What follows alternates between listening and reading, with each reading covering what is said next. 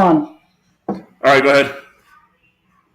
Oh, it's got a countdown. Perfect. Yeah. Well, hey everybody. My name is John F. McDropout. I'm joined today by Joseph Roman, aka Vape Time, on the YouTubes. If you're a fan of vaping or eclectic reviews of mail order stuff, this is your man. I heard you like football too, Joe. Is that true? I'm a huge football fan.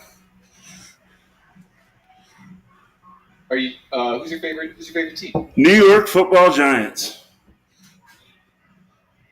Well, those guys are pretty good, man.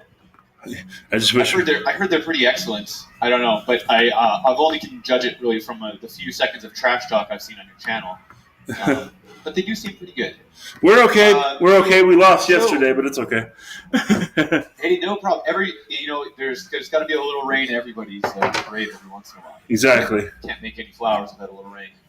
So, Joey, the reason that we're having this talk is because you and me have a little bit of a disagreement about feminism, third wave specifically, it seems like, and the idea of mgtow. Now,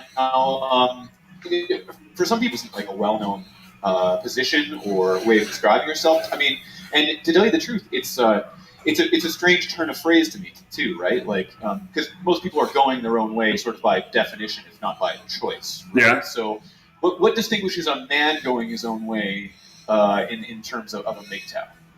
What do you mean? Well, I mean, how would you, like, if someone was to say, if you were to say, like, I'm a mgtow, and well, how would you kind of sum it up? Could you give me like a couple sentences where you might say, like, would you give examples of your positions on things, or would you have like a really coherent like statement of belief that sort of encapsulates a mgtow? Okay. For starters, I guess what I would say is, how do I say this?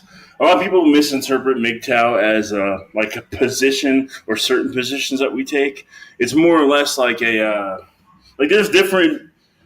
Like if you were to go on a stream and look at people like Angry MGTOW, MGTOW 101, the Veganator, stuff like that, you'll find that like there's a bunch of different people as part of a movement. To me, and like where I'm at with it, it's basically more like of course we pull out of traditional relationships, because I feel like there's, we'll say, inequality in like the court systems when it comes to like alimony and stuff like that. And I do believe there's double standards on both sides. I'm not saying that there isn't, but I see relationships as a risk to a man's well-being. So that's the position. Okay, sure. So I mean, would you say that then you're like critical of marriage, of the marriage institution itself? Yeah. So we do. Okay, definitely. And it's more of like a structural sort of thing than like you just feel like it's not structured equally, so that men are sort of taking on more of a brunt or a risk in that relationship. Yeah. Okay, cool. I think that's an interesting way of. So I mean, like I think that there's different levels of MGTOW. Yeah, because I mean that's just heard from people who worked there that that marriage leads to man, or that like the situation would be skewed like against them.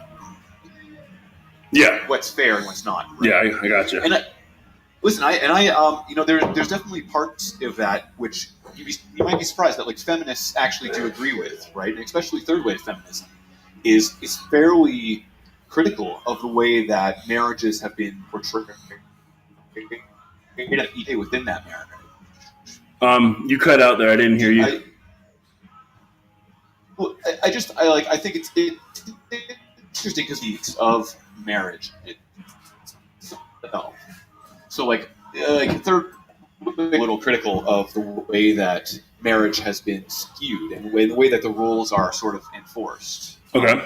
And I think you're right that there is like sort of this exploitive element of men that marriage is sort of based on, especially in the way that we sort of expect men to fall into that role. Well, I mean, there's that happens on both sides. There are certain things that I mean, I'm not saying that doesn't happen from a female perspective too, but I'm not a female. I don't know. I mean, I can't speak for them. I can speak for the. I mean, I can, but I don't live life as a female, so I don't know how to address things from their side. But I do live life as a male, and um, I feel like I can voice those opinions. I mean, if I come across like a if I come across a feminist um, that's not like I always say the Anita Sarkeesians of the world, um, I'm more than willing to listen to them. But the ones that you see me portraying in my videos, those are the ones that I'm actively against, I should say.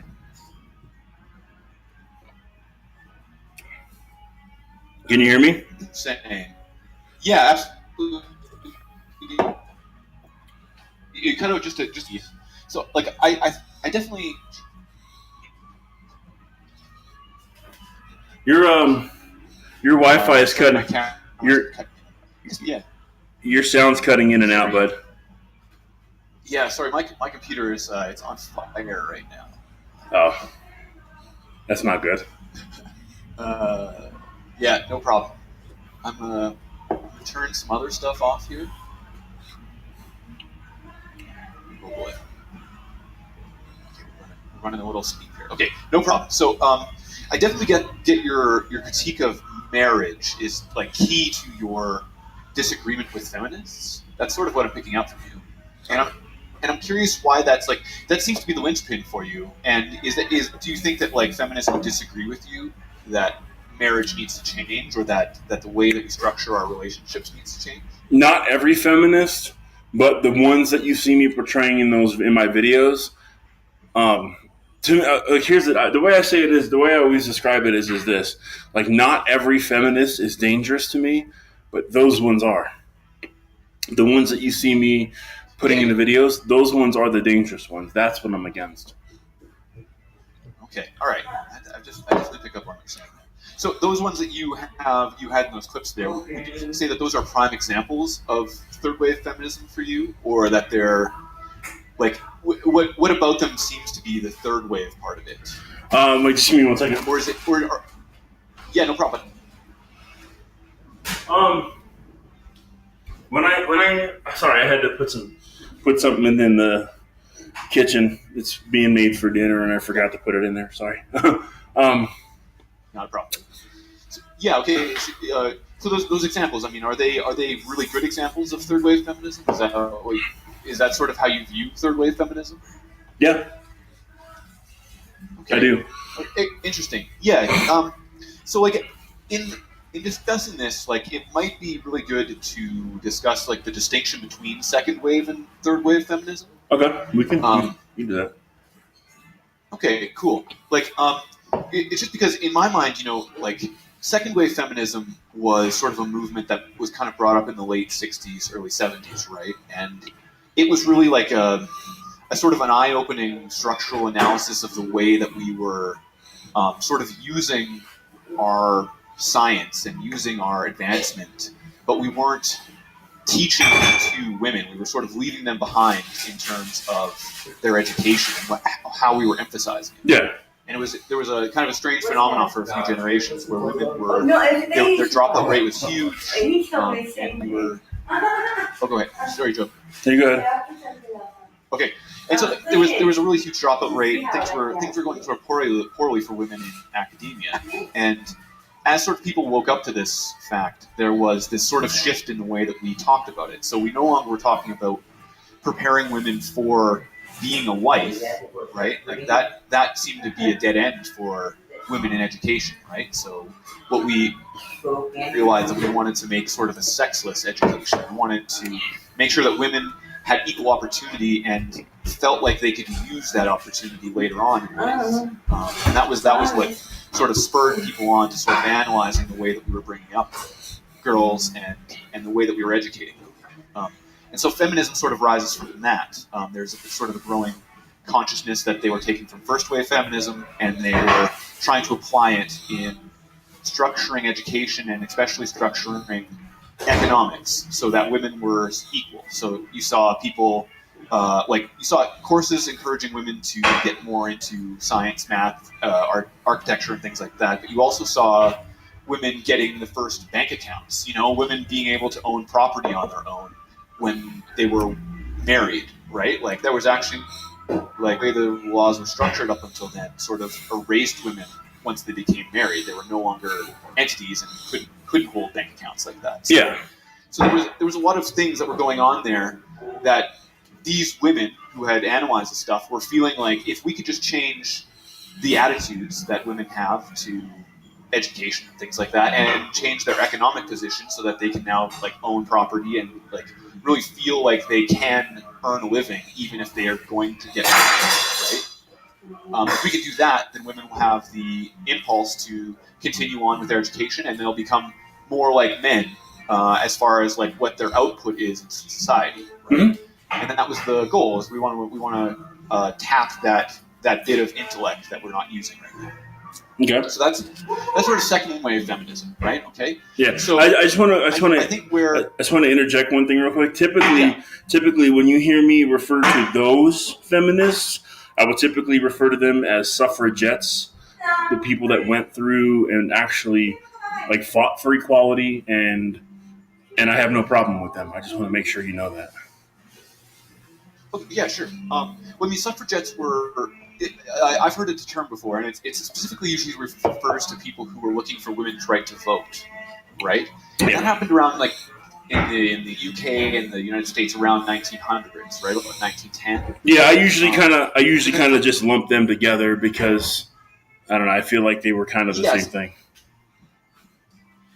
But those as like first wave feminists, right? Like, yeah. The second wave was analyzing why the right to vote didn't seem to bring women up to exact equality, right? It didn't spur women to change society the way that those first feminists thought it would, right? They thought that women would get more involved with politics and then it couldn't help but change. And so the second wave was analyzing why that didn't work, and then the same thing happens with the third wave, right? The third wave is analyzing. Hey, can you give me 1 second? Can you give me 1 second? I'm going to go ahead and need to move my location. So just give me 1 second. No problem.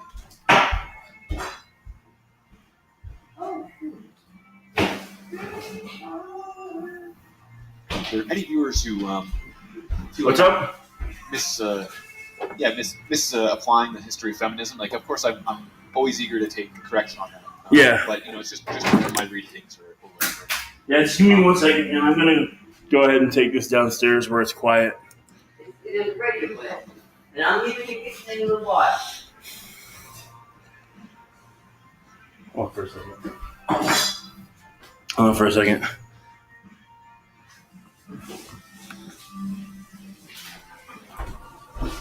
Hey, Mom. But The reason why I'm doing that is this being broadcast in different countries. I'm telling you, you're doing English class now. I'm going down the block. You want to go down? When we keep the family down with it, I'm trying to actually do a real big. I'm being respectful. I'm not being mean or nasty. Okay?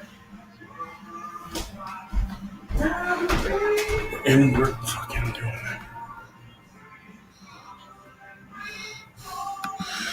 All right, I guess I'm gonna go ahead and stay up this way.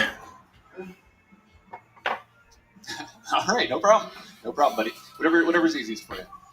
So with all that said, right? Like the third wave, at least in my mind, and the way that some people have defined it, is sort of like the feminists who came along and wanted to analyze why didn't the second wave work, right? Like why didn't adding economic equality and educational equality to the regimen that we have given to women, why didn't that change? Why didn't that make women grab their destiny and like really to be equal producers in society that we thought they were? It's a third wave analysis, and that's where you get like a lot of the way that and you'll hear things like microaggressions and talk Yeah. I'm in opening new ground, right? That's not a feminist, exactly like a feminist position or a feminist, or has to do with feminist dogma, but it was taken on by third wave feminists as a way of sort of explaining where second wave was missing out, right? Like where the shortcomings of second wave were, where just being purely able to hold the same job and hold property on your own, right? That didn't make women grab onto what we thought was their complete humanity, and that's sort of where third wave sort of takes a turn, right? So from there, I mean, if you were to put these people as third wave, I think that argument could be easily made, right? Like that you could place these people under rhetoric of third wave feminism. Is that like especially as movements become more popular, they tend to spread and get into mainstream in ways that maybe the people who were studying it don't intend, right? So we find that like some of these ideas, like safe spaces or microaggressions, right, end up being misused by various people, or at the very least, like taken to points that they were sort of never intended to go to. That's a good critique of third wave feminism that anti-feminism really has brought to the table. So I'm trying to be as positive as I can.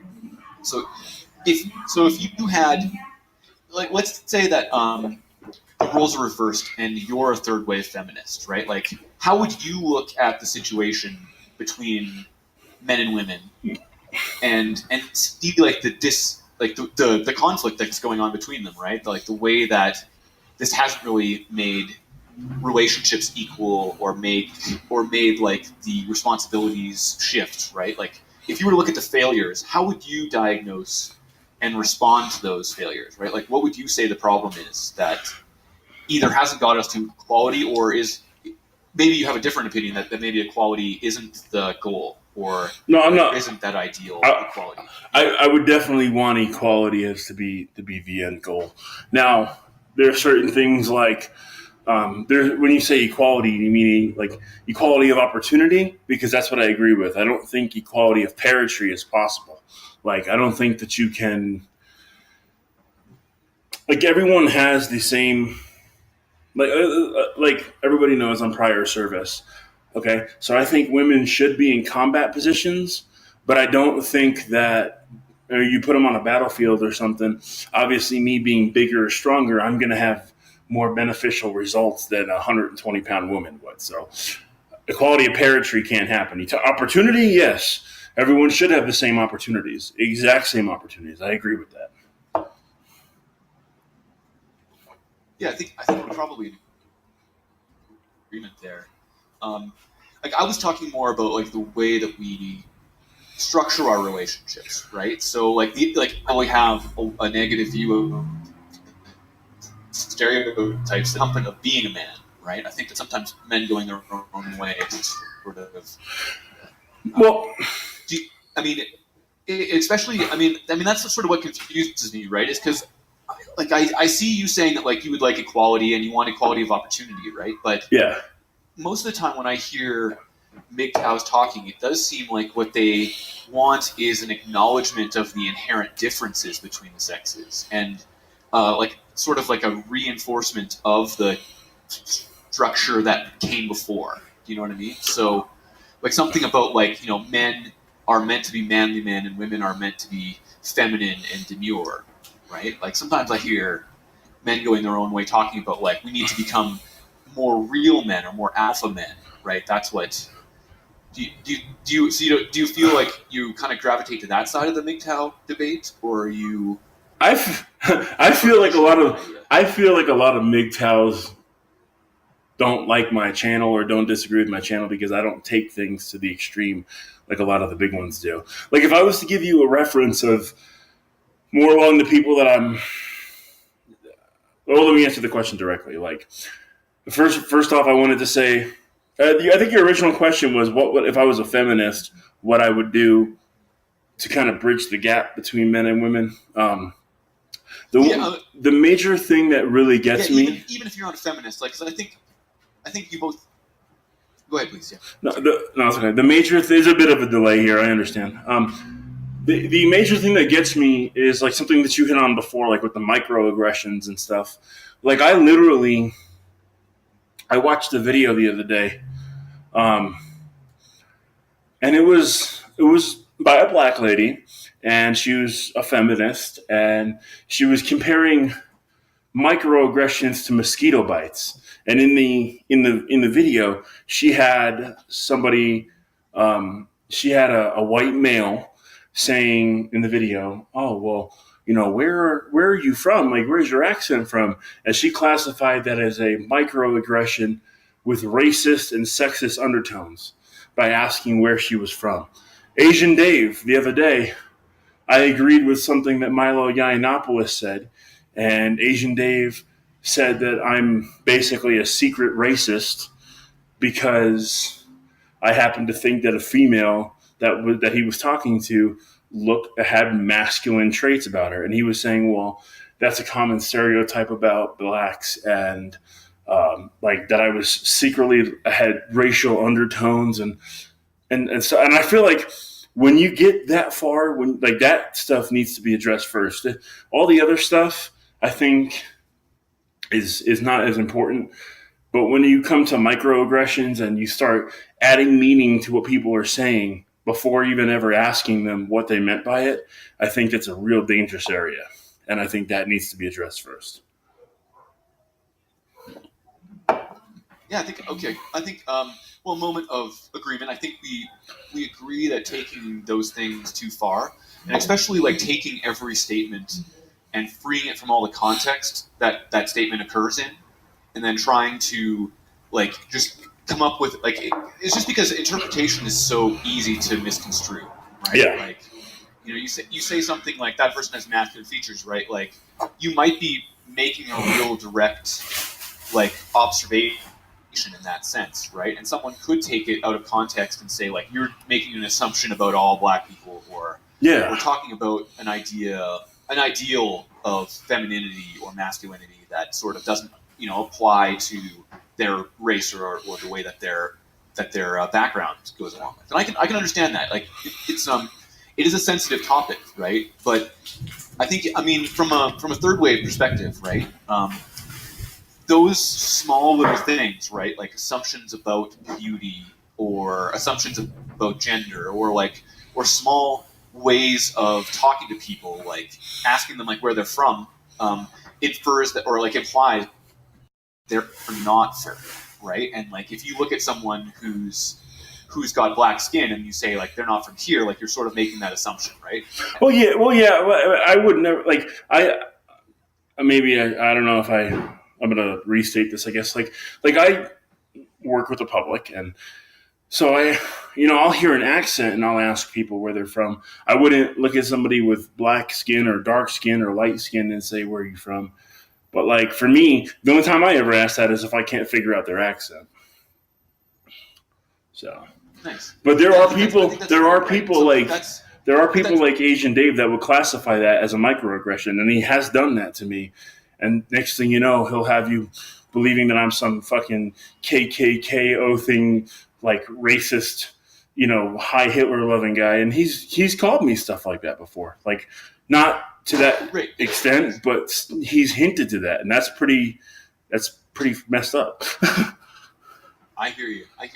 Dave is an interesting guy, right? And I think that sometimes he applies feminist concepts in ways that don't really translate to direct application. It's very strange in some ways, the ways that he applies it, and someone is perfect in that sense too. But I think you're right that it's ridiculous when people say that you're doing something microaggressively, right? Like, but third wave's position is not that you're a bad person for doing that microaggression, right? Like third wave's position is actually like analyzing those microaggressions in terms of the environment they create for other people's interaction in it, right? So Okay. It's not bad that you are using the microaggression, right? It's that your unknowing use of the microaggression is making it harder or worse or difficult for somebody else who's of another background to fully feel like they can be unguarded or share with it. And that could be a real valid critique, right? It could be. That might be something that if you were worried about it, or worried about making people feel comfortable around you, that you'd want to think about. But like I get what you're saying. Like when it's used to say that you are now a racist, right? That's clearly going too far, right? Yeah. That's something that feminism actually doesn't teach about microaggressions, right? It should be used as a specific action that a person is doing. Okay, I could agree there that if it's not used to personally attack or bastardize people, then it could be something positive. I guess like if you have, because I think everybody has attitudes that they don't realize they have, like I think, or beliefs that they don't realize or don't think about believing, and they just act on them. So I think that's true. You're probably right there. Cool. Well, yes. Like there's little moments of agreement we're going to have here, right? Where, like, I think you're right that certain people do take certain concepts and try to make them into sort of like they're making them into hammers that they can hit everybody with. Yeah. And it's just like they become this cudgel in which they can dismiss everybody. And I think I think you've been better than most mgtows I've seen. It's one of the reasons I do like you, Joe, is that Thank you. You're not bad yourself. You're a little more hesitant to throw around ideas like SJW and feminazi and things like that, which are seem to me similar ways of like dismissing the other person's position. Now, I will admit, I have thrown those terms at Asian Dave to troll him, because I do like to troll him sometimes. So. And I think giving it back to him as bad as he gives it to you is sort of that makes a lot of sense. And I'm definitely not coming down as an Asian Dave here fan. But so I think one of the things that we oftentimes disagree on, I think, is the way that you were describing mansplaining. I've heard this, and I know that it's sort of a touchy topic where the idea of mansplaining seems to dismiss because they are a man, right? And that from that they seem to think that is a sexist remark, and that's a common misconception, right? Where it really is taking the micro concept, which is meant to describe the environment in which someone is creating for someone else, right? And applying it to the individual, right? So the individual doesn't necessarily have to be conscious of the act or be doing it in a way that is meant to dismiss the other person. And I think that's maybe our problem. So, I mean, do you have a thoughts on mansplaining, or do you see a common misapplication of it, or is it? Well, I think if you had the right definition, go ahead, please. Yeah, I would say, like, I know what context it's usually told to be said in. Now, me being a male, if I'm talking to a female and I'm explaining something like in a way where I'm actually trying to legitimately explain it. Hold on for a second. Yeah.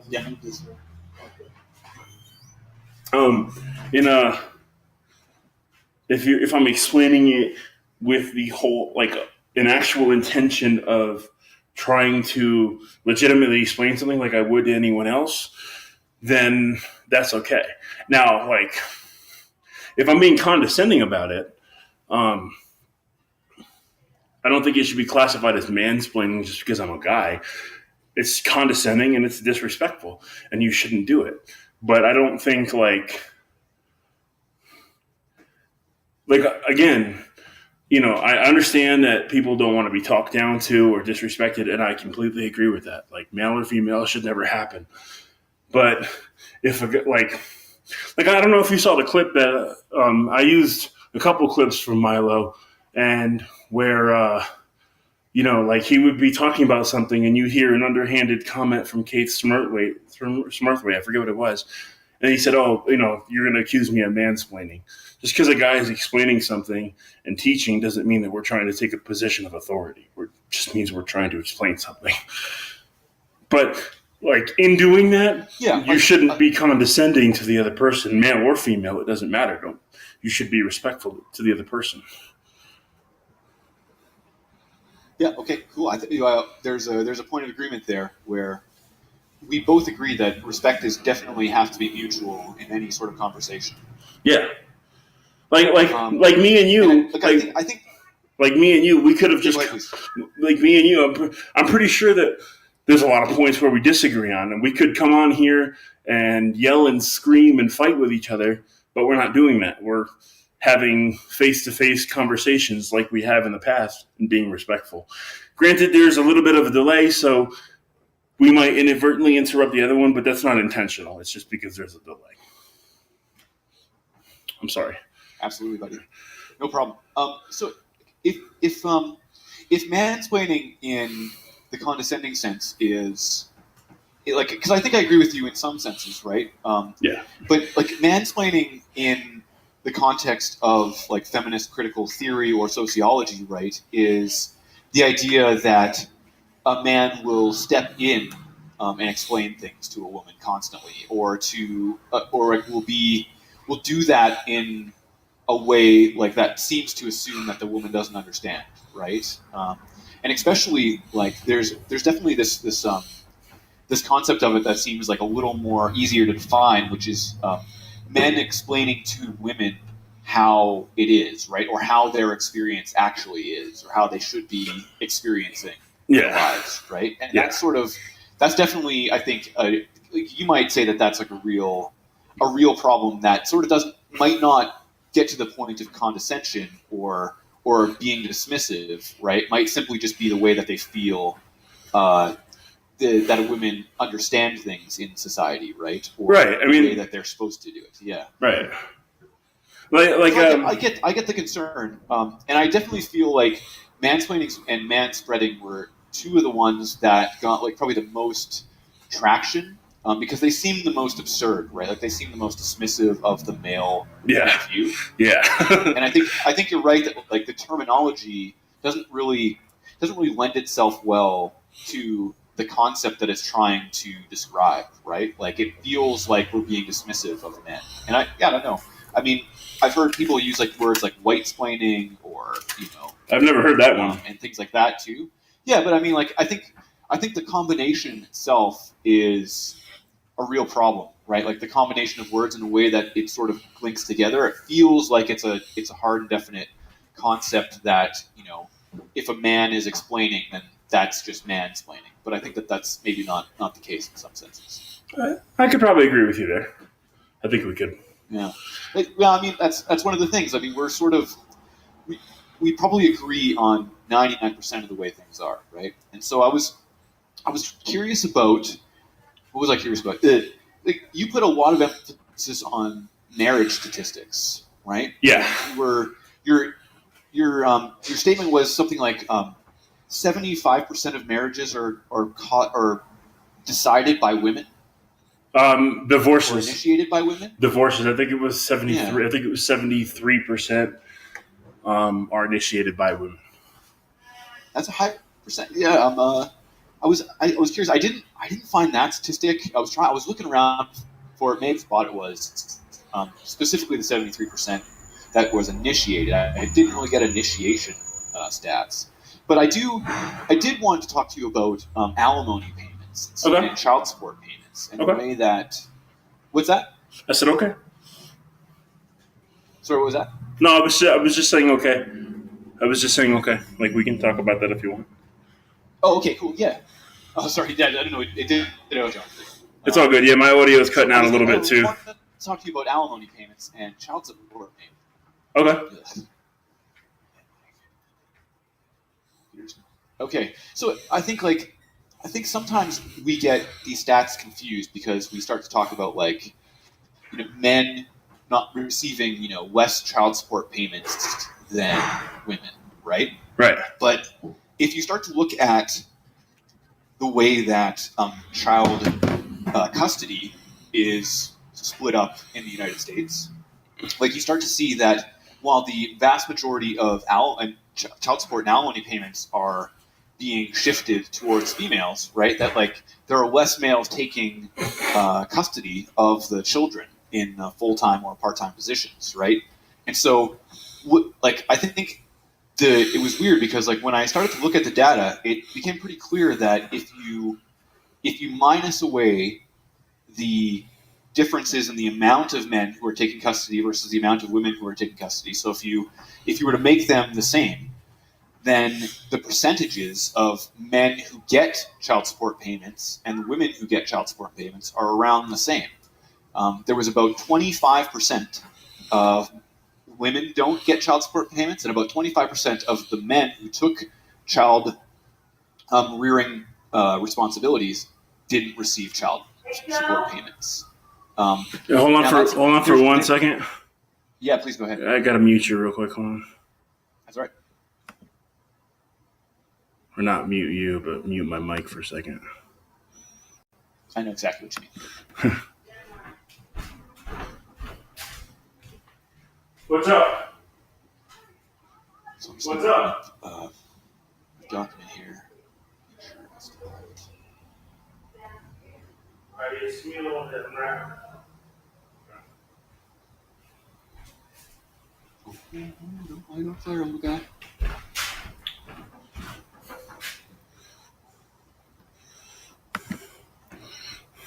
Okay, I'm back. Cool. Yeah. So the stats I got. Sorry, my computer's not happy with me. It's okay.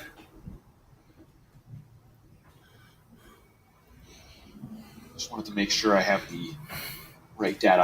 I think my stats are up to 2013. It's the report from 2016 here. Yeah, I was finding when I did that video, there's a lot. I mean, It's harder to find anything past 2013 or 14. There's no real like immediately recent data on this. I was having trouble finding it too. Especially census data, because it's a little more. It's harder to collate, and like it definitely these sort of studies come out way later after the initial census data has come out, so they're not really like released right away. Yeah. So what was it here? Now I was looking at numbers of males who don't receive child support payments, and it is about 25%, 25.8% of males don't receive any child support payments, and about 20% of females don't receive any child support payments or alimony. Rates, right? Like the percentages are actually pretty equal as far as like who's getting any child support. Is there any if you have that link, is there any way that you could send it to me via Facebook? And if need be, I mean, I would be glad to correct myself. Sure, it's a really interesting study, and I really like the way that they sort of formulated it, because they really tried to like weed out a lot of the variables that sort of plague these kind of studies. And they're really good about sort of making sure that you note them, which is awesome, right? Like in the study, like they use children up to the age of 21 are considered in custody of parents, but obviously, like a lot of child support payments are cut off at 18, right? So there's going to be like a little increase of people who aren't getting child support payments in that study, and then there's other reasons why people don't get child support payment, right? Like they may do it by themselves without court order, right? Or they'll make a deal, or they'll decide to split things 50-50 between the children, right? Like on their own. And so you can see why there'd be some weird statistical anomalies there. Well, there's always gray areas. Like I keep telling a lot of people that I'm involved, like in some way or another, with that we don't live in a black and white world. There's going to be little gray areas, little nuances that you have to take into account. So Joe, like I don't know. I mean, I'm really this is really all fascinating, and I'll definitely get you those links to those. I have 3 studies that I kind of was taking a look at just today, trying to update my stats. But yeah, it was about the nearest I could find was 2013 was the best data. Okay.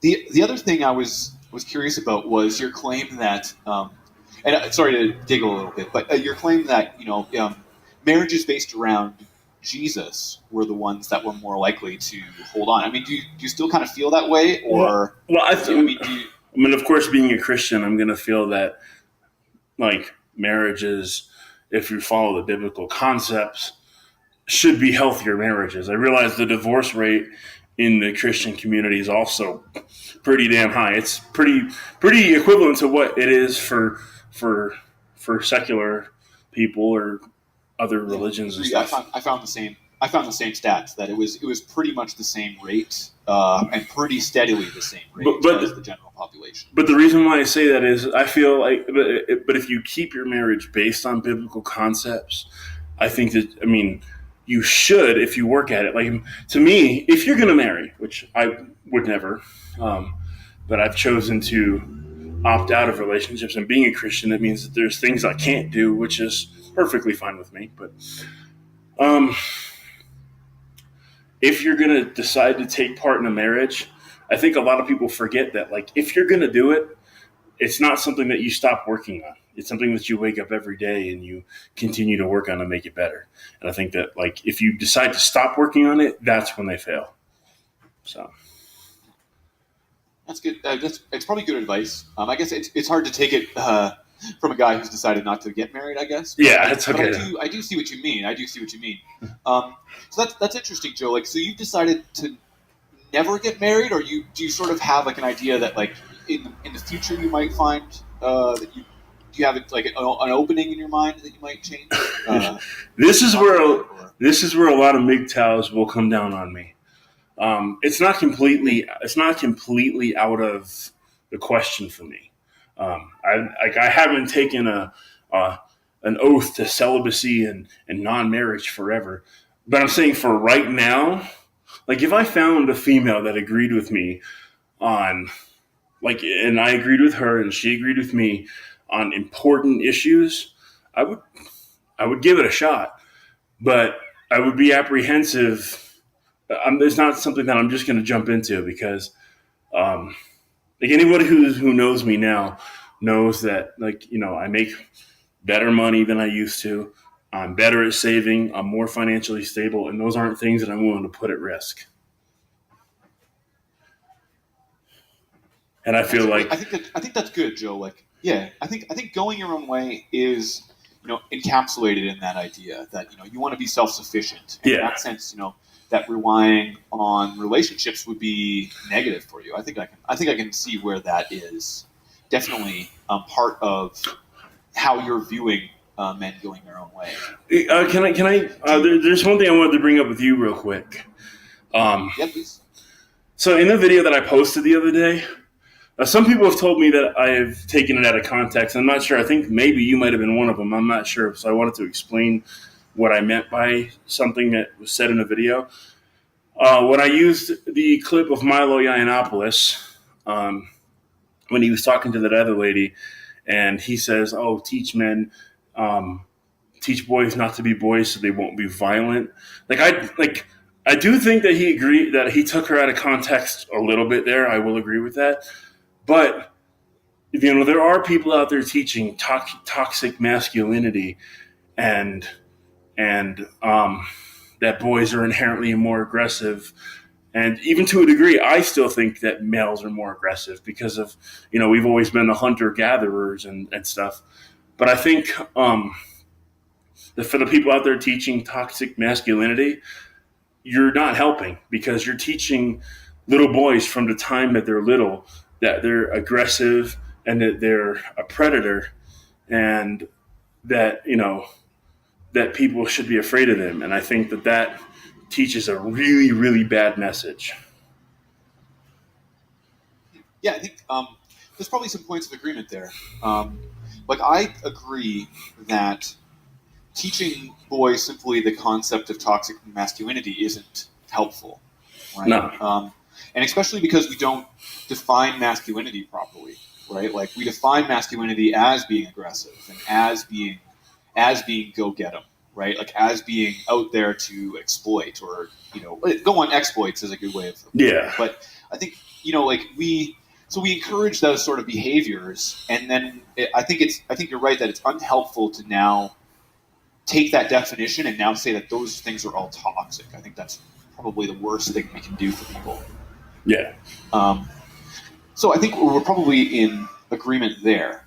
But I think that like what people are talking about a lot with that toxic masculinity talk, we really do need to make sure that we don't teach males that is the proper way of being a man, the definition of being masculine, right? Like that seems where people are making the distinction. They want to say that we don't need to teach specific activity as what defines a man, and I think that's maybe where people are coming from. Well, yeah, I mean, I would agree. I do think that us historically having been the hunter gatherers, we probably are a little bit more aggressive, but that's because we've always been the hunter gatherers.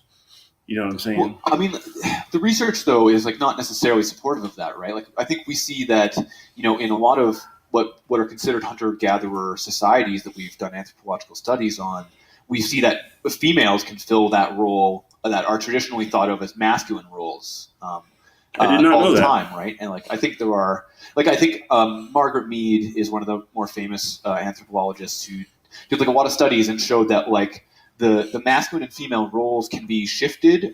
They can be both sexes can have total masculine roles. Both sexes can have total what are constantly considered female roles. Yeah. And I think that we can see that it's sort of variable by culture, right? Not necessarily bred into us through our genetics or through our evolution. And you're right that I think our evolution obviously has a real key or real an influence on the way that we are now. I think you're right about that. And people who would deny that there is those sort of genetic basis for what is a man or what is a woman, right, are just fooling themselves, right? Clearly anatomy has something to do with people's destiny. Oh yeah, that's why I've seen people I saw a transgender the other day on a video again with Milo. I watch a lot of Milo stuff. I know a lot of people don't like him, but and he said I identified as he goes, well, once I identified as a male and then I didn't identify as a male, and he made an abstract claim.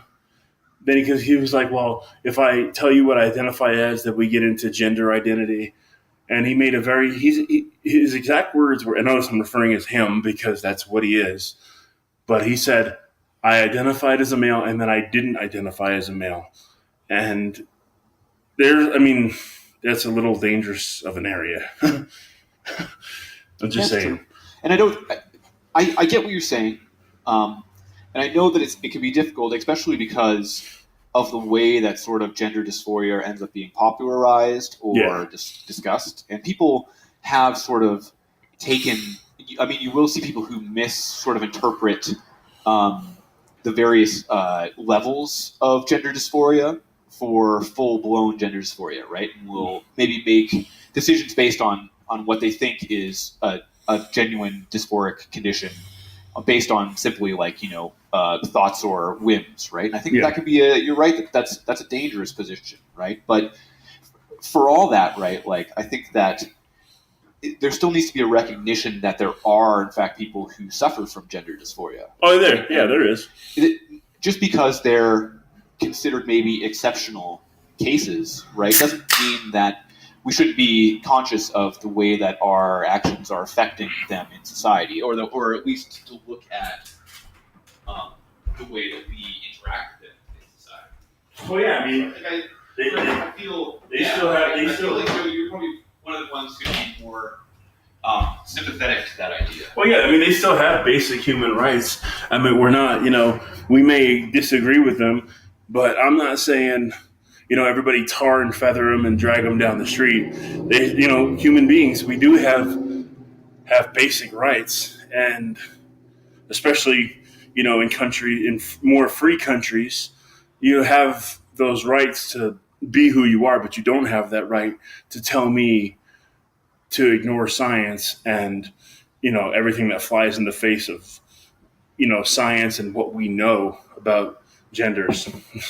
But then again, it is a mental, gender dysphoria is a legitimate mental disease. And I think a lot of times when you're handling people, like I've stopped being so rough on Asian Dave like I used to be, because I've noticed that he does have a mental disability, and I think that those people need not. When I say those people, that sounded so bad, but you know what I mean. In context, you know what I mean.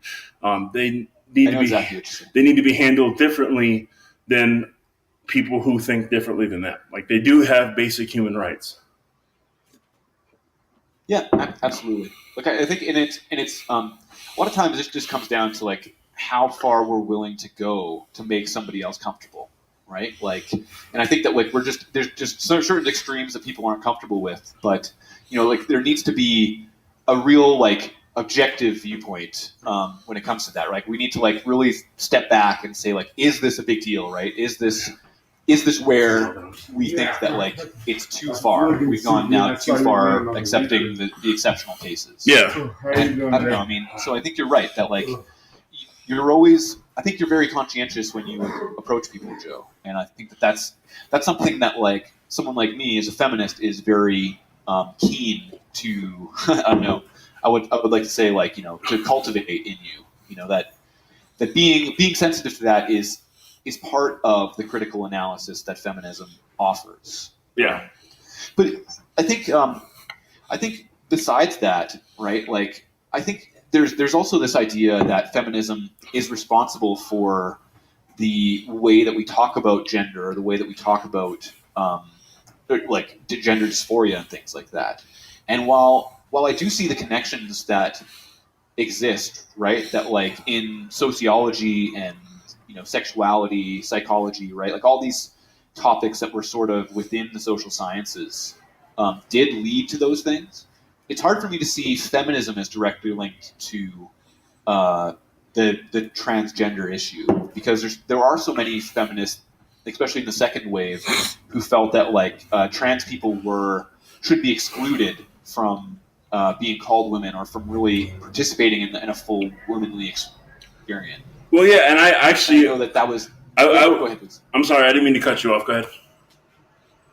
And I think like that was sort of, it was a product of the second wave, and a product of the way that we talked about it, right? The way we talked about the science of gender, and how linked it was to what we thought was a correlation between gender and genitals, right? We had this direct correlation for a long time, and I think that like feminism was just as guilty of making that a law of nature as the rest of the social sciences were at that time. Yeah, That's sort of where I'm pushing against, right? That's not necessarily a law that you're male and so therefore you are a man inside, right? Like it does seem like we have a greater variety, and it seems like it does sort of exist on a continuum.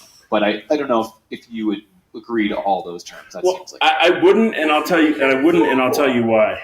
Because yeah.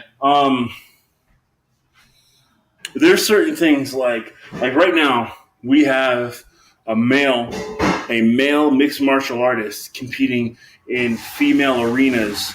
This dude is naturally bigger, naturally stronger, and because he says that he identifies as a woman, he's in the ring knocking, substantially smaller women out and competing when he's much stronger and much, can take much more punishment.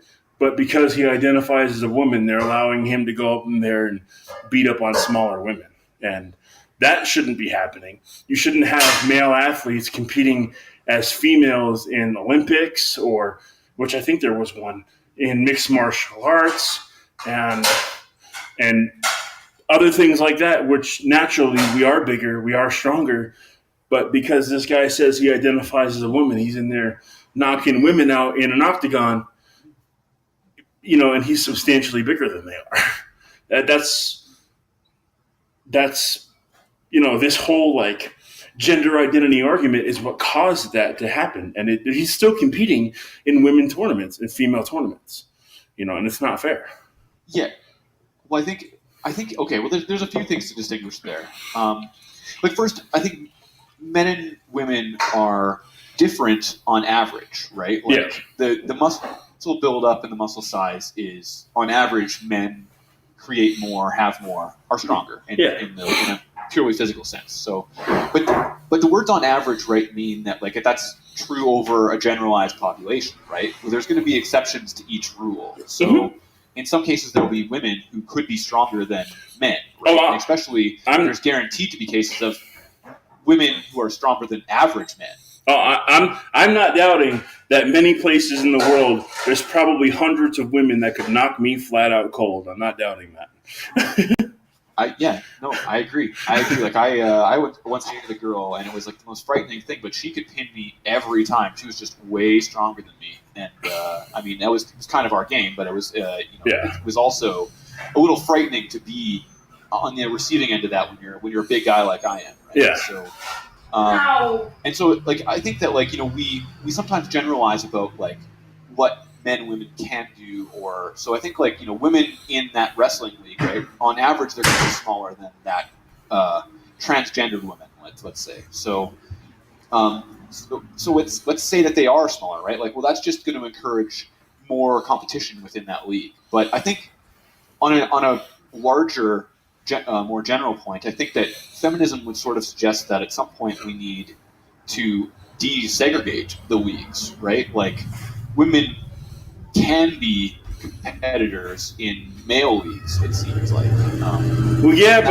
That's one of those things, right? Where so you see male leagues, right? They split it up with weight limits, right, and weight divisions, right? And it seems to me like we could easily include women in those kind of leagues, and simply their muscle mass will determine which league or weight division that they exist in. And I think that that's, we can maybe start to look at desegregating leagues like they've done in hockey and baseball and football and things like that. Yeah.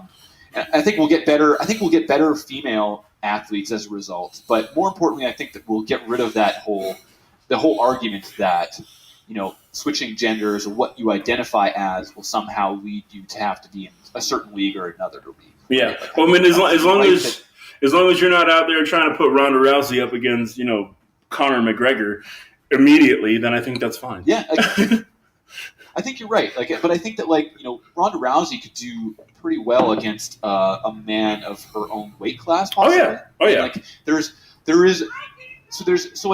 this weird where we sort of say things like, well, on average, women are this, and so we legislate like that they need to be in another league, right? They just can't compete with men. And I think that's a dangerous start that feminism would sort of push against, right? We would say that no, like women are actually capable of doing it, and if we were to provide the infrastructure, they would be competing at the same levels as men. No, I agree. I would agree with that. Nice. I think so. I think there's maybe like a feminist critique here that tries to address the same problem that you're addressing. And I hope that we eventually get to the point where women are considered equal in at least their abilities, right? Their capabilities. Yeah, I would hope we get to that point too. Like when I always tell people, if I take a position on something, like if you take the far left position and the far right position, both sides are equally wrong. Like when you take an extreme position. So I'm willing to come to the table. Like I did a video for Asian Dave the other day, probably a couple weeks ago, where it was about Black Lives Matter. And I made the comparison from What was that? I think I missed that one. I'll have to look back in your feed. I compared them to, like, obviously the KKK also, meaning that both groups are extremists and they're wrong. Like, and on every side of every issue, you have your people over here that are yelling and your people over here that are yelling. And I think if people could come to the table in the middle and be willing to sit down and have a discussion, I think we'd get a lot farther than yelling and screaming on both sides. Yeah, have you looked into the beginnings of the KKK? No, because I think I don't necessarily disagree with the comparison, especially since the KKK was sort of formed in a response to the South's losing of the Civil War. Okay. So it was a lot of displaced Civil War actors, people who had lost, there's lots of devastation throughout the farms. The North is like posting troops in their communities and things like that. And there's a bunch of free slaves everywhere, right? So people, they form the KKK as a secret organization in response to what they view as an occupying force of the North and their current loss, right? Okay. And I think that's comparable to Black Lives Matter in the fact that it's an organization that's formed and brings together a lot of people in response to what appears to be a structural problem, right? Like appears to be a problem with the structure of society.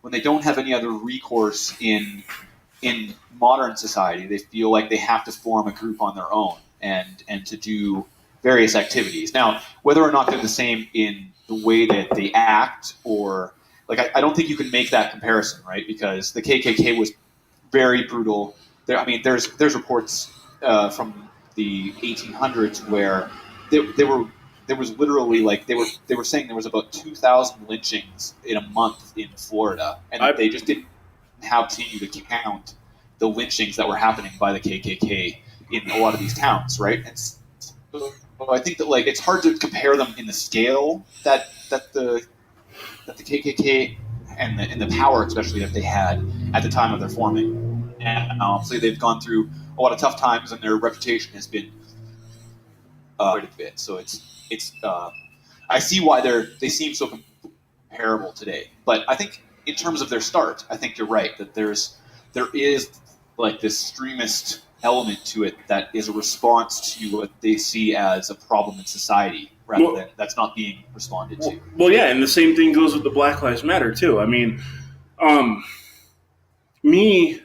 I understand. I know I say certain things in videos kind of trollish a little bit, but like my real point, I don't deny that, even from my own family members, I have seen my own family members, like I'll be walking down the street with them or something. They'll see a black person and they'll say, "Oh, effing N word" or something like that. And, I don't, I've been called a spick and all other kinds of things, but not nearly. It doesn't happen to me nearly as often as it happens to someone who's black.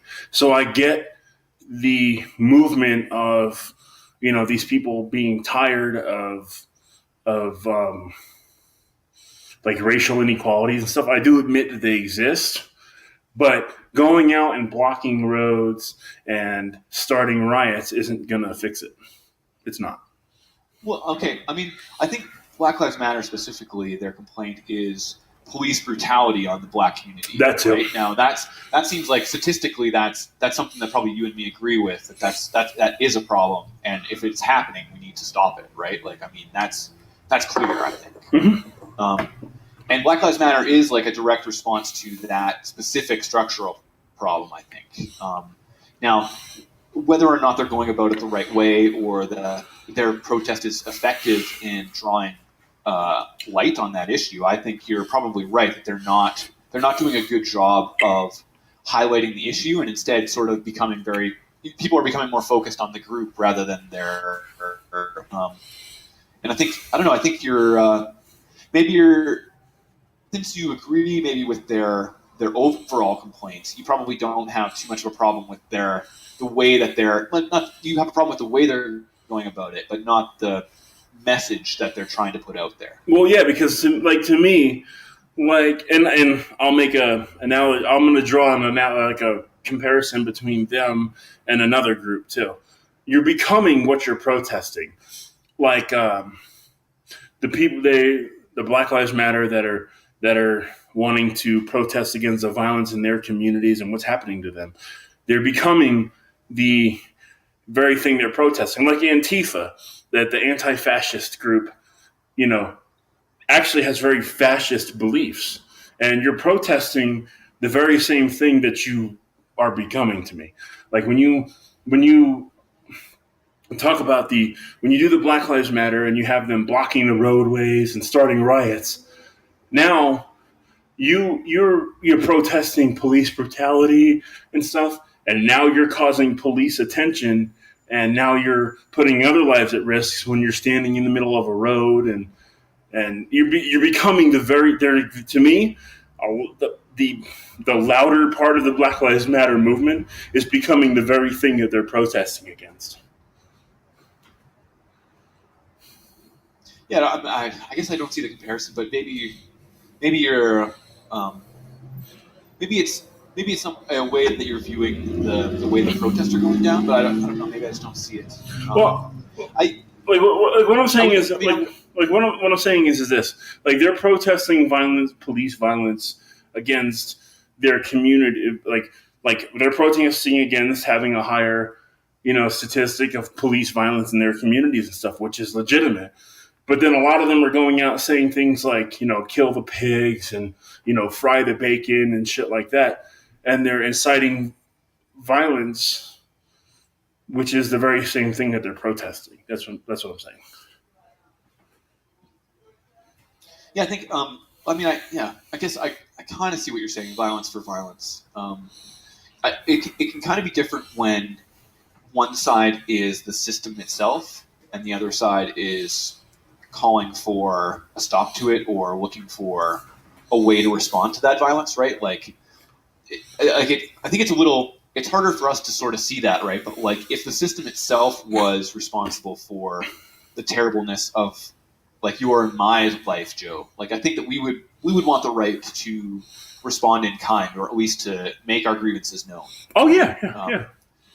So I think but I do agree with you that violence is definitely it has to be used sparingly at the very least. It has to be used efficiently, I think would be the best word for it. Yeah, like if you're committing a violent act against me personally or against another person and I'm a witness of it, then things can be physical. But as long, you know what I'm saying? Like I don't think,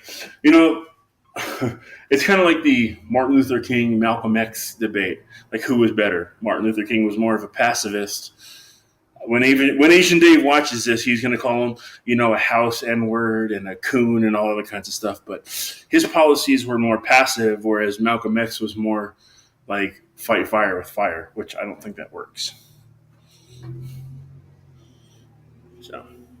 Yeah, I don't know. I mean, it's difficult, right? There's a lot of different theories about the way that protest works to enact change, and that people have come at it from different ways, like nonviolence and things like that. Yeah.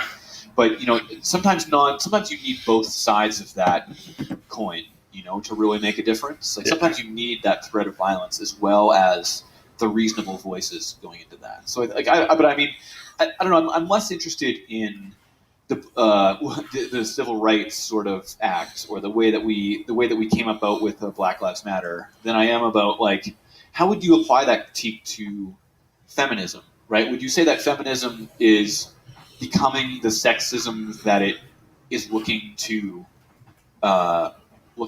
critique? I think some feminists are becoming that. I think some feminists teaching the toxic masculinity and other inherently that by nature there's inherently bad things about men. I think some feminists are becoming that. I don't think everyone is. Like, I would classify you as a different type of feminist than I would put Asian Dave. Asian Dave, I don't know. Thank you. Yeah, I would put you. You're more reasonable. He's on the other end of the spectrum, and I wouldn't classify you two as the same. I would much rather sit down and have a discussion with you about feminism. I won't even talk to him about it anymore because there's no discussion. If you don't agree with him, then you've talked with him before. Yeah, I have. Yeah, me and Dave go way back. Yeah, But no, I think I agree, right? Like, I mean, I think that one of the dangers of having a label, especially one that's so well defined for you, is that you can kind of fall back on that as your position, right? Like like Dave just takes on the label feminist, and then he uses what he thinks are feminist arguments to knock people down. Feminist sayings like racist or sexist or bigot, right? Like to what he thinks are the ways that feminists talk he wants, right? And he simply has to sort of identify as that. But Yeah. I think you and me, Joe, probably are a little more nuanced in our application, right? Where we're looking for something that like we agree with in the group.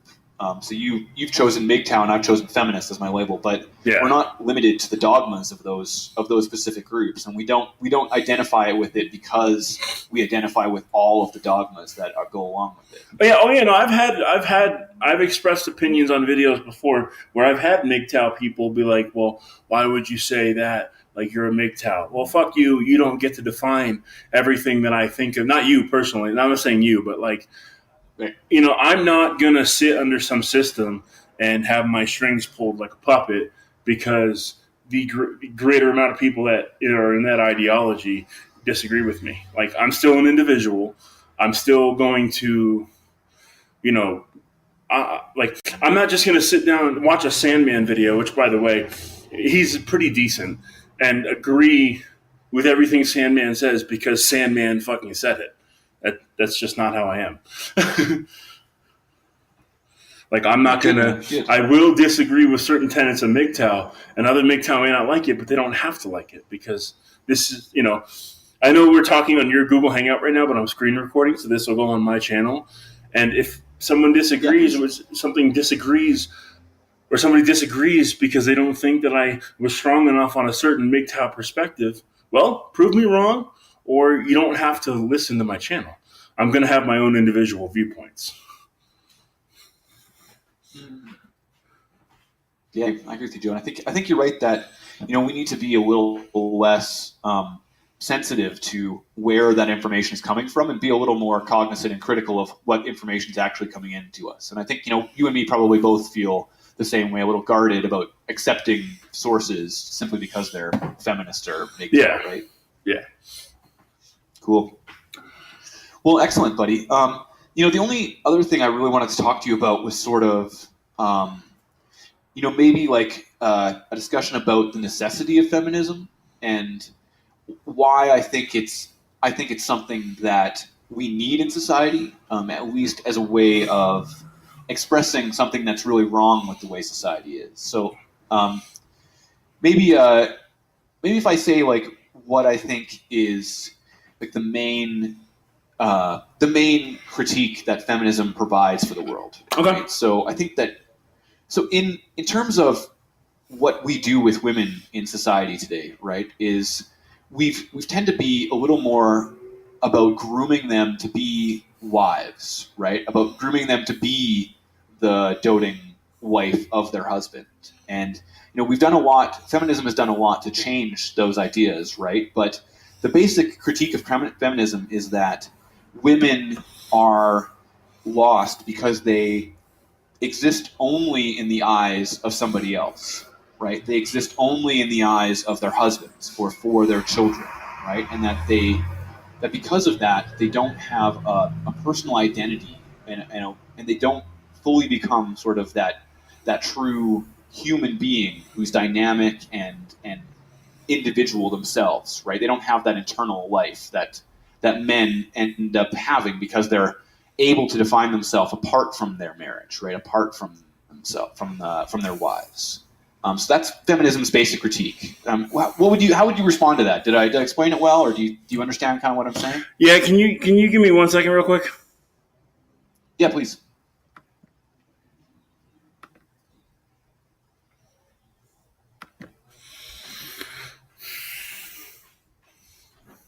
I get the feeling I wasn't being very eloquent there.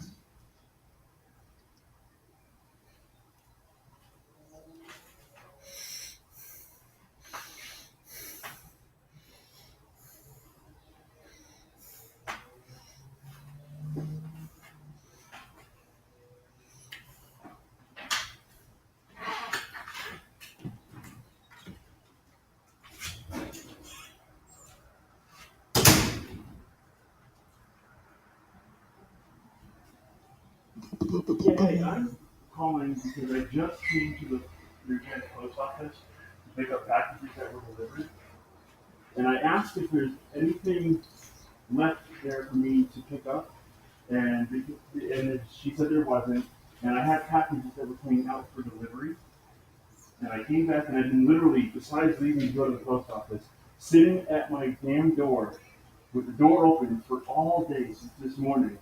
And packages that were supposedly out for delivery are now notice left. So it means, was that? Well, I will go ahead and give you the one that I took a picture of.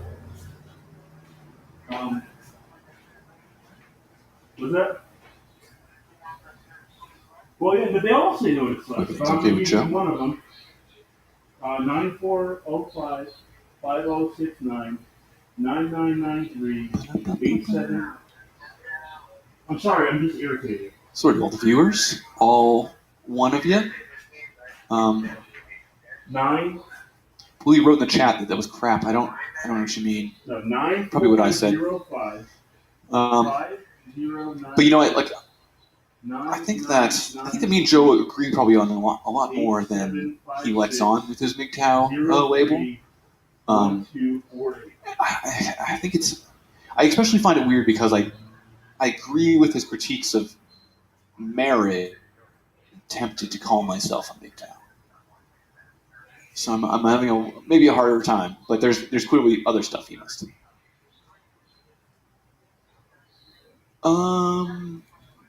Nar Warrior.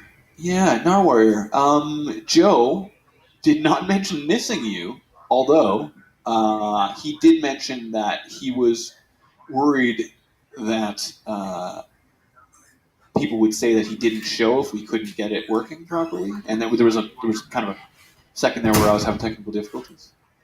But no, Joe showed up. He was ready and willing. It was a little delayed, but we didn't make a hard and fast plan, so that could be as much my problem as his. On the plus side, I did manage to get the lawn mode. So,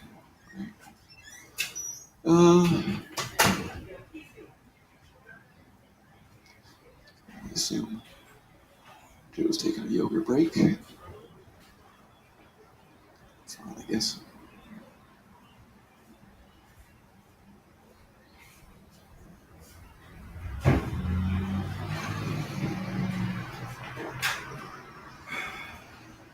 Did you say you like pea soup?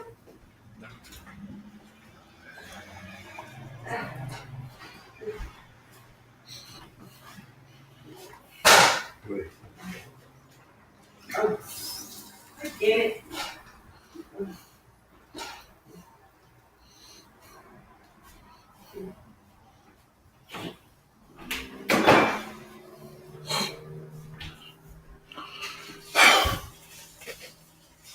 Oh, I'll do the yard tomorrow. I'm too tired to do it.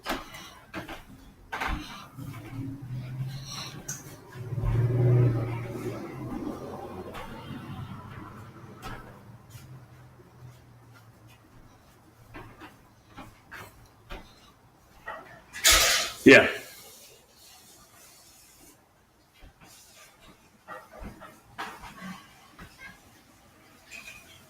Yeah, but so where are they now? Like how? Like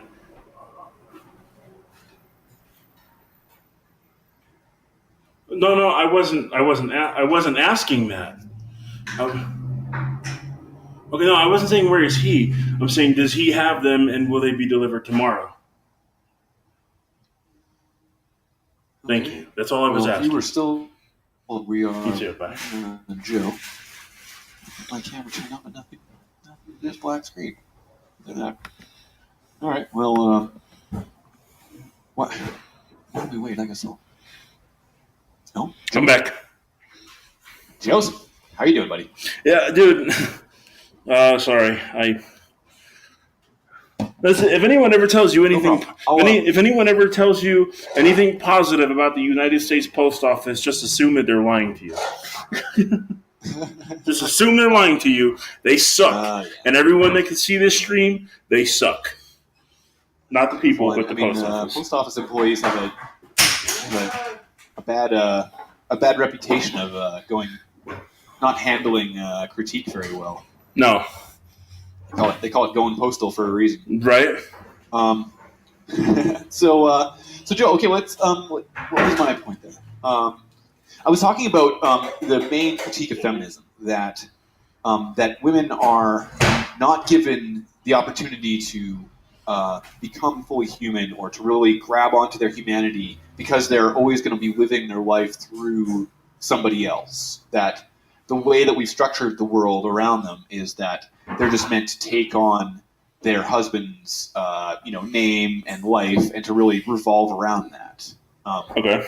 And that was feminism. That's a valid valid critique. I mean, they're individuals too. Just because they're married to someone, that doesn't by virtue negate their humanity. So I agree with that.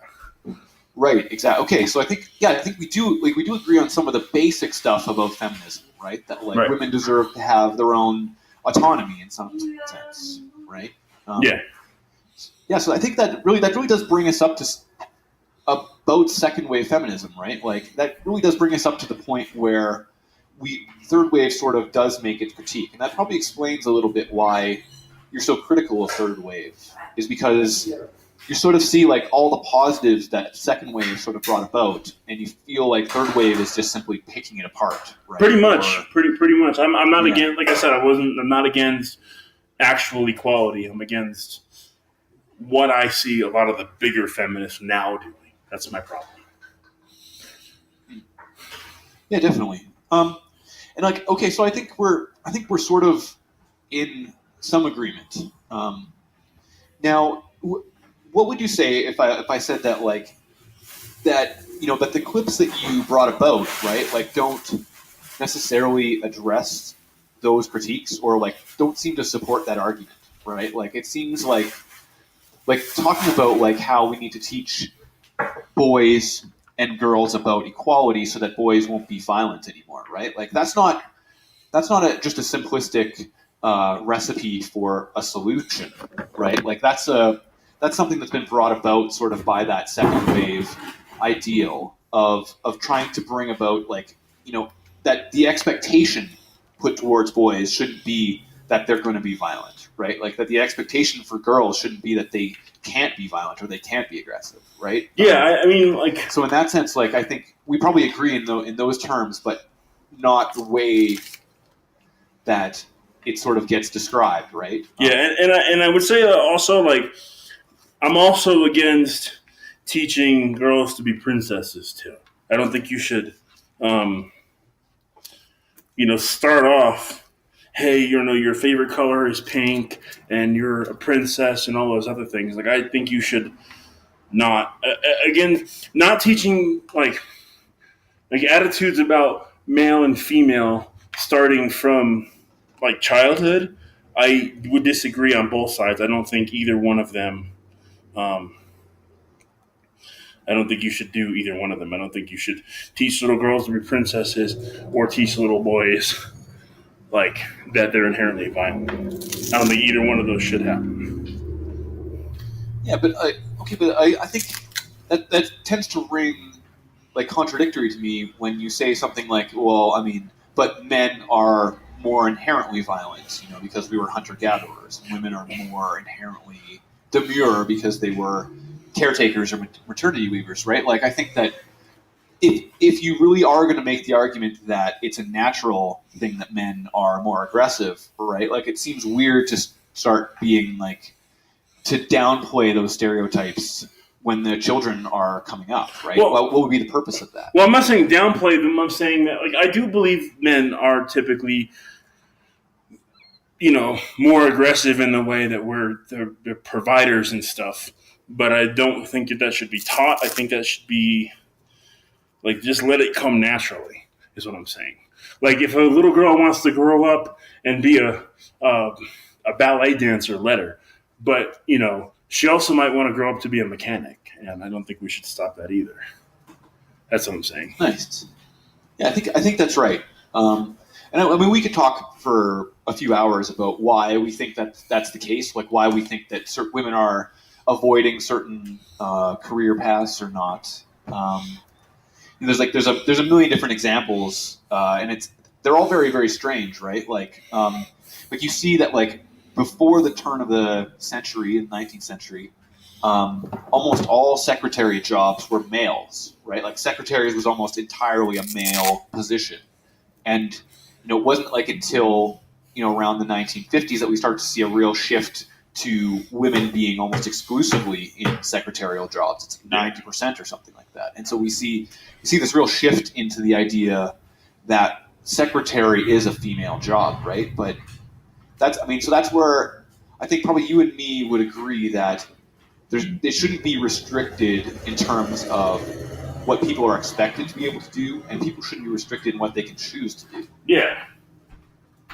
Do you think that that we have like some sort of responsibility to be supportive of kids at very early ages in sort of like making sure that women know that they can be anything they want to be, that there is no limitation on their education or their career? Yeah. I'm really pro that, actually. Reason being is, like when I was in the army, man. One of the things that used to really get me was, um, you know, if let's just say there was a female that was equal size to another male, equal size, equal weight, or at least relatively close, the standards for their PT scores were much, much lower. Um, and so I think like we're sort of babying them a little bit. Like I don't mind if you want to be a fireman, and run off a fire truck and run into a burning house and save somebody, but you better be able to hold the same requirements as the male behind you or in front of you that's doing the same thing. Like I'm not for, oh, she's a female, or oh, so and so, we have to do it. Like if you're going to be in the same job, you better be able to do the same job at the same way that they would with the same efficiency or better. So, like, agreed. And I think, like, I mean, there is distinctions there, right? Like where, technology maybe makes being more physical in a certain job like less required. Like you might not have to hold as much of a weight or carry as big a pack, but I think you're right that like there needs to be a minimum physical requirement that sort of women should be absolutely holding on to. Yeah. Now, what I think is sometimes going on there is there can be a distinction where like in order to encourage more women or get more women into the service, they lower the PT requirements of certain groups in order to bring up those numbers, right? Yeah. Now, but in a job like I do agree that like in a job like that, that's dangerous because you're sharing a battlefield with these people, and here's the deal. Like if you're in the military, and you have men that can do a certain job and lift a certain weight, the enemy doesn't give a fuck whether you're female or not. They hope that you're weaker than them. They don't give a shit. And so we shouldn't. Right. But okay. You know what I'm saying? Well, I think you might be seeing those requirements as right where I think a lot of them are like optimum requirements. So the government will set those physical requirements in terms of how many people that they figure will fill those requirements, right? So it's not necessarily the minimum that you might need to do the job. And I think that like when they do lower the requirements for females, right, like they're doing it because they want to encourage more. But I have a hard time believing they would lower it to a point that would make them ineffective at their job, right? Like, okay. That seems like that would be an extreme thing, and the military is much more careful about doing those sort of things, right? Like they might lower it to a certain point that might be right at the minimum that they need to do the job, but I have a hard time believing they would go under that. Well, I'm just saying it's something to be careful of. It's something to keep an eye on. I agree with you, and I think that is a slippery slope that really needs to be paid attention to very carefully. Yeah. So I think we're both sort of hesitant to give our full agreement to it, but I think we can both see that there are some issues with both our formulations that might be relevant in the situation. Do you think that because women are on average more or less physically fit, like that they wouldn't like? Should we forbid them from doing certain jobs, or if there was a woman who could easily do the job, like should we let them do it? I think that's probably like one of those one of those things that mgtow sort of disagree on, right? If there's a female that can do a job equal to or greater than the male that's in front of her or behind her, I don't really give a shit that she's a female. Let her do it, but make sure she can do it before you put her in the job. Agreed. I do. Cool. Well, yeah, go ahead, please. I was actually going to say I'm going to have to get going here pretty soon now. Yeah, absolutely. I was saying you've been more than generous with your time, Joe, and I really appreciate you answering these questions for me, clarifying yourself a little bit. No problem. I have a lot to talk about with feminism, and my research isn't entirely complete, but I do have a lot of opinions about why things are the way they are, and probably maybe recipes for ways they could change. Okay. But I feel like you're not necessarily disagreeing with me on some of the changes that you think are necessary. No, I think we agree on a lot more. Agreeing with me. I think we agree on a lot more than we thought we would have. Yeah, absolutely, and especially because we've chosen labels that seem so antithetical to each other. Right? Yeah, that seem to be on different sides of it. So I think maybe we should continue this. Definitely. At another point, I'll write down a few more observations and try to have a few more questions ready for you. And I'll try to send those 3 bits of research that I have. That's fine. One of them is I have on a PDF on my computer, so I might have to track it back down again. But I'll send those along in our chat. And Joe, all I can say is thank you so much, man, for being your general genial self. You're a gentleman and a scholar. You were actually quite. I think we agreed on a lot more than we were going to, and it was a pleasant conversation. So, and you know how to get a hold of me. It's Facebook. You got me on Google Plus. We can get a hold of each other. Excellent.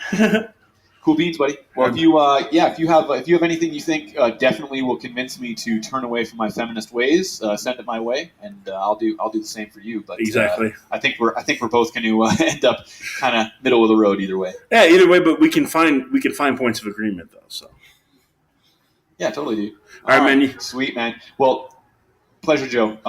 Please, feel free to put this on your channel, mirror it however you feel like, cut it up, chop it up. Well, no, I'm gonna put it in its full I'm gonna put it up in its full context. So. Yeah, absolutely. And maybe we could do this on your channel next time. I think my computer was pretty much tapped right to its maximum at this point. Okay.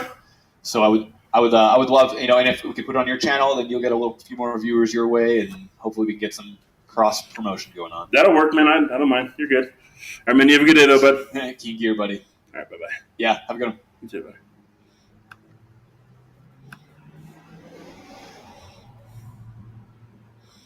buddy.